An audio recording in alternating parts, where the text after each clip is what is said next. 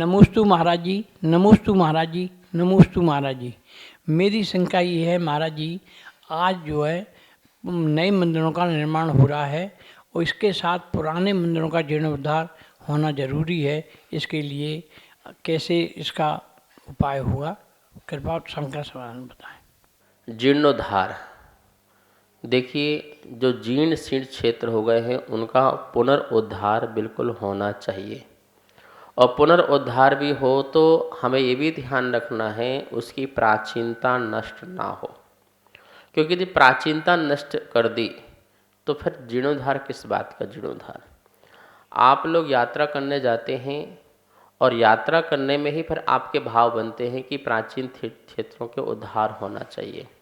इसलिए मैं कहा करता हूँ कि आप लोग प्राचीन क्षेत्रों के दर्शन करने जरूर जाएं, क्योंकि जब आप जाके देखेंगे तो आपको लगेगा कि भाई हमारे बुजुर्गों ने, हमारे मुनियों ने कितने बड़ी प्रेरणाएं दे करके यह इतने सुंदर सुंदर भव्य जिनालय बनाए हैं। ऐसे जिनालय हैं जैसे आज लोग सोचते रह जाएंगे कि हम बना पाएंगे, कभी नहीं बना पाएंगे। ऐसे औजार नहीं मिलेंगे, ऐसे पत्थर नहीं मिलेंगे, ऐसी नक्काशी नहीं मिलेगी, ऐसी प्रतिमा नहीं मिलेगा, ऐसा पाषाण नहीं मिलेगा जैसे उन्होंने बनाया है। भक्ति भाव के साथ साथ धन भी खर्च करके बनाए हैं। ऐसे मंदिर हैं कि आज एक से एक कारीगर है, मशीन है, सब हैं, लेकिन वो चीज़ नहीं ला सकते जो चीज़ प्राचीन बन चुकी है। आप सोचिए कितनी मेहनत से और कितनी भावों से, कितनी कला से उसको बनाया गया है।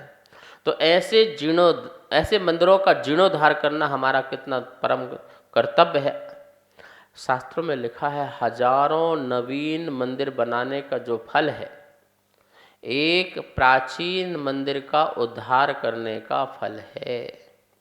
पुरानी प्रतिमाएं, पुरानी वेदियां, पुराने शिखर जीर्ण शीर्ण हो रहे हैं, उनका उसी रूप में उसी प्रकार से व्यवस्थित कर दिया जाए तो वो और हजारों वर्षों तक चलते हैं।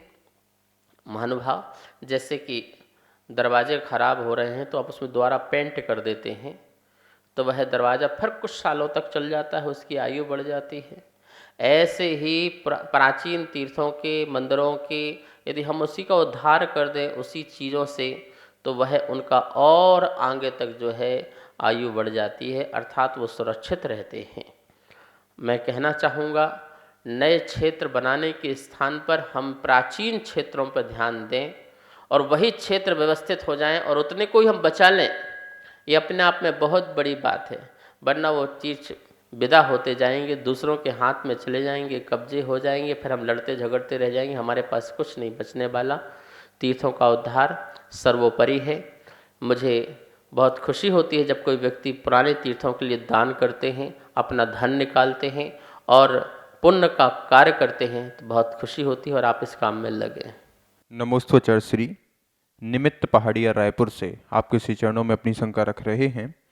पंचाचार आचार्यों के मूल गुण में हैं, तो क्या साधुओं के आचरण में ये पंचाचार होते हैं या नहीं? कृपया इनकी शंका का समाधान करें। पंचाचार का पालन, ये आचार का गुणों में आता है कि स्वयं भी पालन करते हैं और अपने शिष्यों को भी पालन कराते हैं।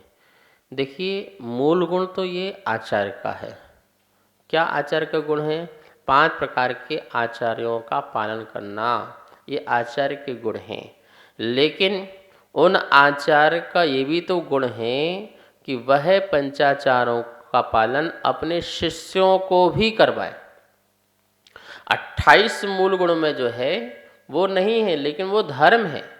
ये धर्म तो रत्नत्रय धर्म है और इस रत्नत्रय धर्म को तो उन्होंने धारण किया है मुनिराज ने। दर्शन, ज्ञान, चारित्र, तप, ये आत्मा के धर्म और आत्मा के धर्म को तो उन्होंने स्वीकार किया है। तो जरूरी नहीं है वो मूल गुण में रहें साधु के, लेकिन आचार्य के मूल गुण में इसलिए कराया कि उनके धर्म का पालन आपको करवाना है। आप तो कर ही रहे हैं, लेकिन साधुओं को भी उनका पालन करवाना है, इसलिए उनके मूल गुण में एक कर्तव्य रूप से डाल दिया गया कि ये आपका दायित्व है, ये आपका कर्तव्य है कि जिसको भी आप दीक्षा दें उसके श्रद्धा निर्मल बने, ऐसा आप उसको कार्य कराना। उसका ज्ञान भी निर्मल बने, उसका चारित्र पवित्र बने, उसकी तपस्या दिनों दिन बढ़ती रहे उसकी शक्ति जो है आत्मशक्ति ओज शक्ति सदा ही बढ़ती रहे, जिससे वह आत्म साधना कर सके, ऐसा उसको उत्साहवर्धन करते कराते रहना, ये आचार्य के गुणों में विशेषता है। और इसी विशेषता के कारण तो वो आचार्य कहलाते हैं। जो पालन कराए शिष्यों का धर्म का, उसका नाम आचार्य होता है। आचार्य अपने आप में एक स्पेशलिस्ट होते हैं शिष्यों को आगे बढ़ाने के लिए। तो ये जरूरी नहीं है कि साधुओं के मूल गुणों में पंचाचार हो। आचार्य के में आगे और आचार्य पालन करा रहे हैं तो ये उनके धर्म का पालन करा रहे हैं, तो ये उनका भी अपने आप में गुण बन जाता है। और वही मुनि तो बाद में जाके आचार्य भी बनते हैं, फिर अपने शिष्यों को कराते हैं। जब स्वयं नहीं सीखें दूसरों को क्या सिखाएंगे।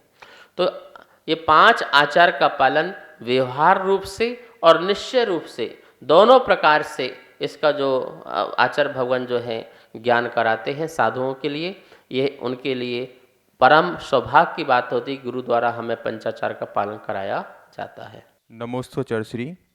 साधना जैन भुसावल से आपके श्री चरणों में अपनी शंका रख रही हैं।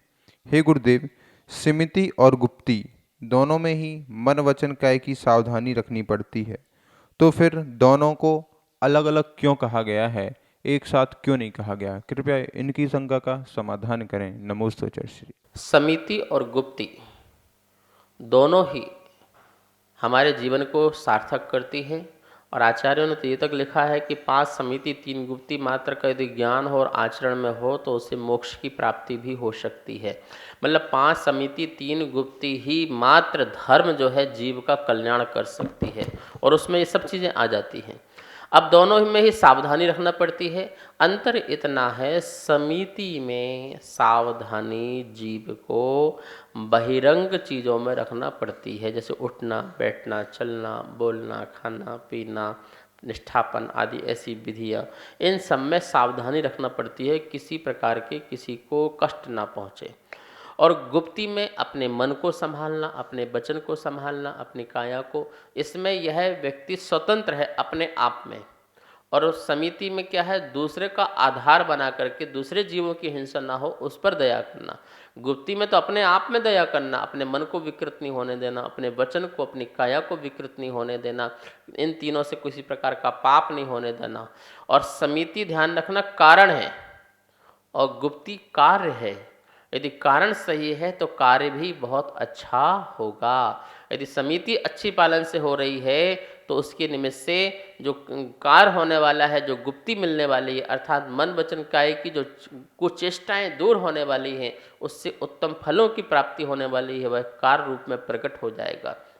इसलिए समिति अलग है और जो है गुप्ती अलग है। ये दोनों एक ही होती तो फिर दोनों को अलग अलग बोलने का यहाँ पर आवश्यकता नहीं पड़ती। लेकिन मन संबंधी गुप्ती, वचन संबंधी काया संबंधी गुप्ती, ये उत्कृष्ट साधना है साधक की, जो समिति के माध्यम से ही उसमें वहाँ पहुँची जा सकती है। और दोनों में ही सावधानी है।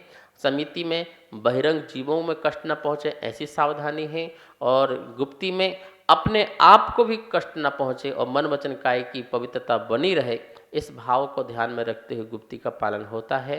ऐसा समिति और गुप्ती में अंतर माने कारण और कार्य की अपेक्षा। इस कार्यक्रम के पुण्यार्जक थे